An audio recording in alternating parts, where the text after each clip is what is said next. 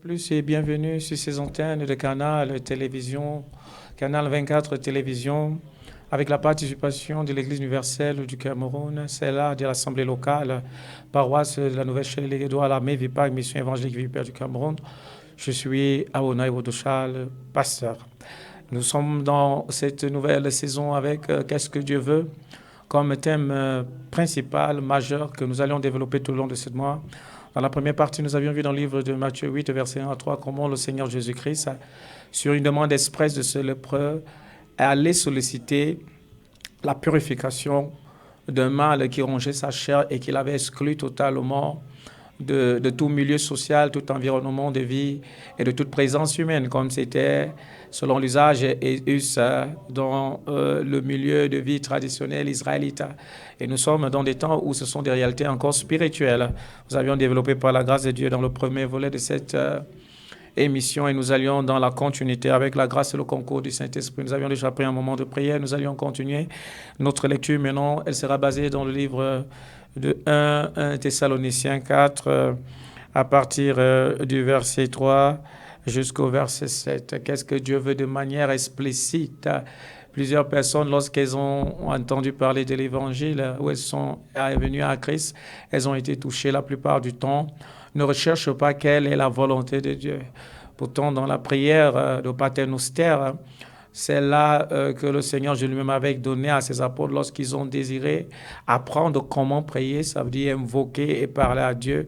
Dans le livre de Matthieu 6, à partir du verset 9, il leur a dit, la première des choses, ça serait de sanctifier le nom de Dieu. Et deuxième des choses, de reconnaître sa grandeur. De première des choses, reconnaître sa grandeur, sanctifier son nom. Et la troisième, impérative, demander que sa volonté soit faite sur la terre comme dans les cieux.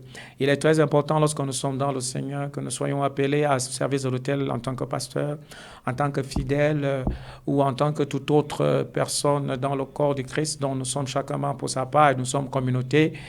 Il est important de savoir ce que Dieu veut de manière individuelle. Nous avions développé dans Matthieu 8, verset 1 à 3, d'abord la purification. Le Seigneur voudrait nous purifier de la souillure du péché. La lèpre, si je voudrais la représenter dans la Nouvelle Alliance, elle symbolise le péché.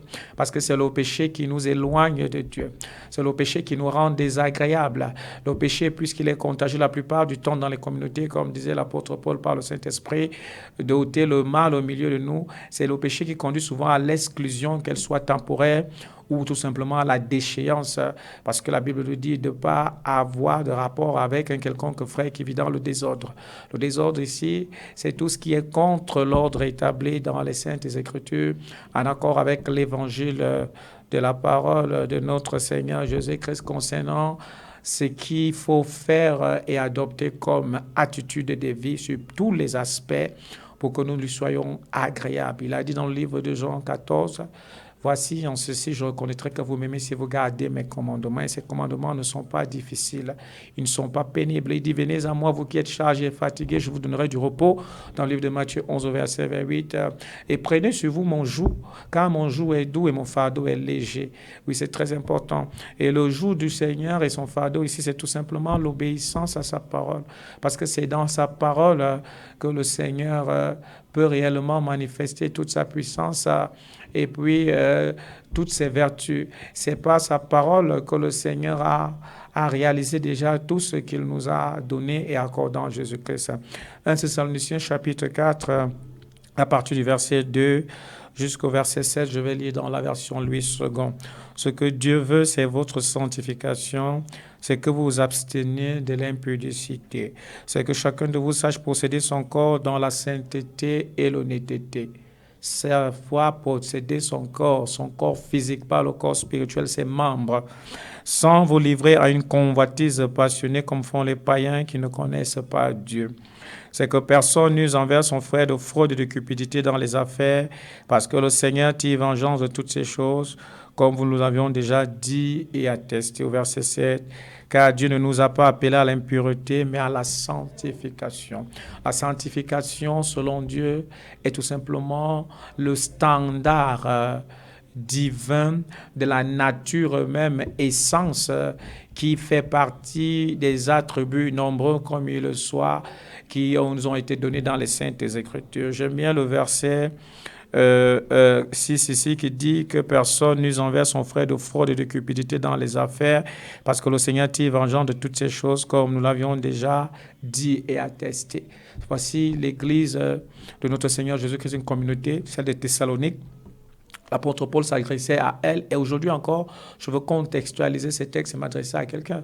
L'Église a des opérateurs économiques, l'Église a en son sein des commerçants, l'Église a en son sein des hommes d'affaires.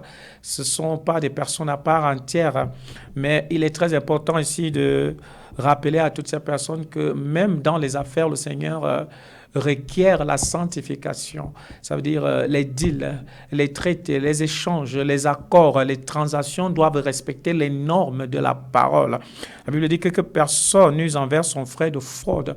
Ton frère ici n'est pas uniquement celui dans la foi. Ton frère, c'est ton vis-à-vis, c'est ton semblable, c'est l'individu que tu rencontres tous les jours au petit marché. C'est ce collecteur d'impôts à qui tu vas faire ta déclaration. C'est le voisin, c'est le client, c'est ton créancier.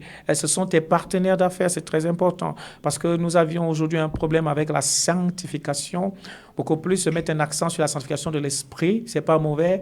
Prier, jeûner, oui, et être consacré. Mais la consacration physique, elle est autant aussi importante. Parce que dans le livre de 1 Thessaloniciens 5, si on va du verset 23, je pense bien, la Bible dit que le Seigneur Dieu Tout-Puissant lui-même nous sanctifie corps, âme et esprit. Et c'est lui qui le fera. Il est fidèle, celui qui a commencé cela en nous, cette œuvre, il va l'achever. Mais le Seigneur a besoin de notre concours, il a besoin de notre collaboration. C'est pourquoi la Bible nous dit que chacun de vous sache posséder son corps dans la sainteté, dans l'honnêteté. Oui, l'évangile n'est pas une sorte de procès contre le péché. L'évangile n'est pas, j'appelle ça quoi, une sorte de dénonciation du pécheur ou de condamnation, mais l'évangile aussi, c'est une manière d'interpeller, de ramener à la conscience et de faire connaître quelles sont les attentes de Dieu vis-à-vis de ce que nous avions déjà reçu comme grâce en Jésus-Christ. Parce qu'il est de ta responsabilité, messieurs, mesdames, de votre responsabilité, frères qui m'écoutez, de savoir garder, de savoir préserver l'état d'être que vous aviez déjà acquis en Jésus-Christ par la nouvelle naissance. Oui, l'apôtre Pierre pouvait dire, si je retourne à mes vomissures, oui, je suis, ma condition, ma dernière condition sera plus pire que la première. Il ne faudrait pas qu'on soit semblable à des trucs qui vont se vautrer dans de la boue après avoir été lavés. Ce que Dieu veut, c'est que vous vous abstenez de toute forme de mensonge. Ce que Dieu veut, c'est que vous abstenez de toutes sortes de haine. Ce que Dieu veut, que vous abstenez de toute forme de fornication. Tout rapport sexuel avant mariage ou hors même du cadre du mariage. Ce que Dieu veut que vous absteniez de ça, c'est pas la masturbation, la pornographie et tout ce qui est perversité, immoralité, même aujourd'hui la luxure. C'est que Dieu veut, c'est que vous vous absteniez de toutes ces choses. Oui, qui ont pignon sur eux et qui sont tout simplement fruits de la passion, comme nous dit, de la convoitise pour ceux-là qui ne connaissent pas Dieu. Parce que le Saint-Esprit, c'est un esprit de vérité. Le Saint-Esprit, c'est un esprit de pureté. Le Saint-Esprit, c'est un esprit de sainteté. Le Saint-Esprit, c'est un esprit d'honnêteté spirituelle et puis physique. Ma prière ici, c'est que tu commences dès cet instant, toi qui m'écoutes, qui avait encore un problème, à tenir ton corps, à te préserver de toute impudicité, à te préserver de toutes sortes de fraude, de corruption, toutes sortes, je vais appeler ça d'intrigues ou de malversation, à demander de l'aide par la grâce qui a été donnée à notre Seigneur Jésus-Christ. Il peut, comme il a le jeune homme lépreux dans le livre de Matthieu 8, dans notre précédente livraison, étant demandé, je sais que si tu peux, si tu le veux, tu peux. Que ça dit, je le veux. C'est pourquoi je sais que Christ peut et veut que vous absteniez et que vous soyez délivrés de tout ce qui fait la guerre à votre corps, à votre âme, à votre esprit. Donc, recevez une fois de plus ce matin cette capacité par le Saint-Esprit. Recevez ce matin ce privilège. Recevez ce matin cette grâce parce que je sais c'est la parole qui a franchi. C'est la parole de vérité. Dieu veut que vous viviez une vie saine, étant conjointe saine, étant étudiant, une vie saine, étant même, j'appelle ça quoi, enfant à la maison saine, étant pasteur, étant ouvrier, étant fonctionnaire, tout ce que vous pouviez imaginer, tout acte, toute position, toute fonction que vous occupez, que la nature de Dieu soit révélée, manifestée en vous, afin que toutes les promesses en Jésus-Christ se réalisent pleinement par la puissance du Saint-Esprit. Que le Seigneur nous aide ce matin une fois de plus à nous garder purs, saints, sans tâche ni rien d'irrépréhensible, et qu'on ne cesse de crier à lui, afin que sa volonté, et rien que sa volonté, soit faite dans tous les aspects de notre vie. Au nom de Jésus-Christ, je vous le souhaite. Shalom, shalom.